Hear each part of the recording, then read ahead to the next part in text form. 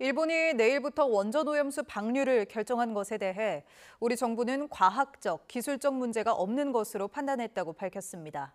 다만 일본 측의 방류 계획에 대한 판단을 한 것일 뿐 오염수 방류를 찬성하거나 지지하는 것은 아니라고 선을 그었습니다. 이승배 기자입니다. 당장 목요일부터 후쿠시마 원전 오염수를 바다에 방류하겠다는 일본 결정이 나오자 정부가 최종 입장을 밝혔습니다. 과학적, 기술적 문제가 없는 것으로 판단했다는 게 결론입니다. 하지만 오염수 방류를 찬성하거나 지지하는 것은 아니라고 분명히 선을 그었습니다. 정부가 내린 판단의 대상은 일본 측의 방류 계획일 뿐이라는 겁니다. 실제 방류가 조금이라도 계획과 다르게 진행된다면 이런 우리 국민의 안전과 건강을 위협하는 것으로 판단해 일본 측에 즉각 방류 중단을 요청할 것입니다.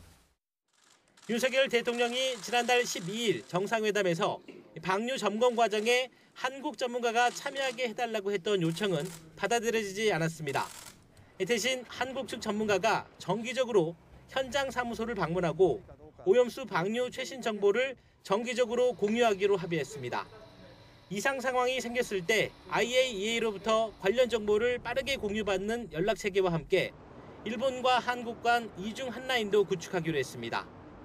이송설비 방사선 농도와 오염수 유량, 희석 후 삼중수소 농도 등 실시간 모니터링 결과는 일본이 IAEA와 협력해 1시간 단위로 홈페이지에 올리고 한국어로도 제공할 거라고 정부는 설명했습니다. 우리가 요구했던 기술 권고사항 4가지 가운데 절반만 수용됐고 오염수 정화장치인 알프스 필터 점검 주기 단축과 농도 측정 시 5개 핵종을 추가하는 제안은 더 논의하기로 했습니다. 이와 별도로 정부는 방류 초기 오염수가 해양에 미치는 영향을 조사하기 위해 자체 모니터링을 강화하기로 했습니다.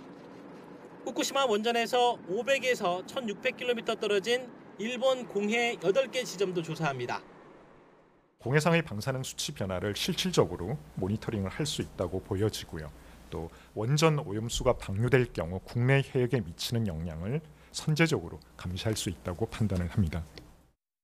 정부는 2025년까지 태평양 도서국과 조사 인프라를 구축하는 등 해양 방사능 공동 연구도 추진해 나갈 계획이라고 덧붙였습니다.